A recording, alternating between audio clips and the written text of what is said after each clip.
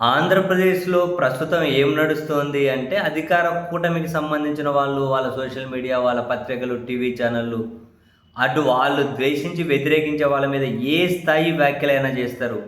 ఎంత దారుణమైన దుష్ప్రచారమైనా జేస్తారు. ఎంత నీచపు వ్యాఖ్యలైనా మాట్లాడతారు. సరే మేము ఏం మాట్లాడినా ఎదుటోళ్ళు అన్నీ మూసుకొనే ఉండాల్సిందే. కాదు అని చెప్పి ప్రతిగా వాళ్ళు మేము మాట్లాడే దాంట్లో ఒకటో వంతు మాట్లాడినా, పదో వంతు మాట్లాడినా మేము ఊరుకోం. కేసులు పెడతాం, అరెస్టులు చేస్తాం, తిప్పుతాం, వేధిస్తాం. మేము మేమేమన్నా సైలెంట్ ఉండాలి. అటువైపు వాళ్ళేమన్నా అన్నారు అంటే ఇంక కేసులు మొత్తం సిస్టమ్‌లన్నీ యాక్టివేట్ అయిపోతాయి. పోలీసులు ఉరుకులు పరుగులు హడావిడి కనిపిస్తూ ఉంటది. అండ్ వీళ్ళింత దారుణాలు మాట్లాడితే అటువైపు వైసీపీ వాళ్ళు ఎవరైనా పోలీస్ స్టేషన్‌లకెళ్ళి కేసులు పెట్టారనుకోండి, ఆ కేసులు తీసుకోరు.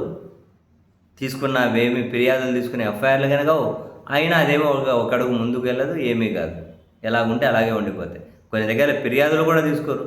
కానీ కొందరు పోలీసులు ఫిర్యాదులన్నా తీసుకొని టేబుల్ మీద పెట్టుకుంటారు, లేకుంటే పక్కనన్నా పడేస్తారు. తాజాగా చూసాం ఒక న్యూస్ ఛానల్‌లో, ఆ టాల్కం పౌడర్ నేత న్యూస్ ఛానల్‌లో ఎంత దారుణం అంటే వైఎస్ఆర్ గారి గురించి, దివంగత రాజశేఖర రెడ్డి గారి గురించి అటువంటి వ్యాఖ్యలు గనుక ఇప్పుడు అధికారంలో ఉన్న వాళ్ళ గురించి వేరే వాళ్ళు మాట్లాడమని చెప్పి ఉండండి, బాబోయ్! ఏమంటారు, భూగోళం బద్దలైపోయేది. ఇంకా ఏ స్థాయిలో బద్దలైపోయేదో, ఇంకా ఢిల్లీ నుంచి గల్లీ వరకు కీలక స్థానాల్లో పనిచేసిన వాళ్ళందరూ కనుక ట్వీట్లు వేసేసేవాళ్ళు. ఇంక మనం మాటల్లో చెప్పలేము.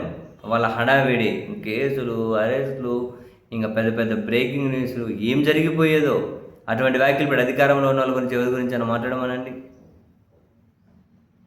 కానీ అధికారంలో లేని వాళ్ళ గురించో, చనిపోయి 17 అయిన వాళ్ళ గురించి ఇట్లా చెత్త మాట్లాడచ్చా? అంత కొవ్వు, అంత అహంకారం అటువంటి మాటలు మాట్లాడడానికి.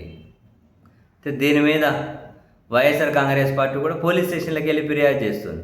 ఆ ఛానల్ మీద, ఆ ఛానల్‌లో టాల్కం పౌడర్ అతని మీద, ఆ మాటలు మాట్లాడిన అతని మీద, వాళ్ళ మీద ఈవెన్ అద్దంకి నియోజకవర్గ ఇన్ఛార్జ్ కూడా వెళ్ళి పోలీస్ స్టేషన్‌కి వెళ్ళి కంప్లైంట్ చేశారు అఫీషియల్‌గానే. పోలీసులు కానీ కంప్లైంట్ తీసుకున్నారు. తీసుకొని ఇప్పుడు ఏమవుతుంది? వాళ్ళ మీకు ఏమైనా నోటీసులు ఇచ్చి వివరణ అడుగుతారా? లేకపోతే అటువంటి వాళ్ళ మీద చర్యలు తీసుకుంటారా? నీచమైన వ్యాఖ్యలు కదా, చర్యలు తీసుకోగలుగుతారా? కంప్లైంట్ ఇస్తే కనీసం ఎఫ్ఐఆర్ కానీ తీసి పక్కన పెడతారా? ఏమైనా ఉంటాయా? ఇప్పటివరకు ఇటువంటి ఫిర్యాదులు ఇచ్చింది. అంత నీచపు వ్యాఖ్యలు మాట్లాడే వాళ్ళ మీద చర్యలు తీసుకోరు.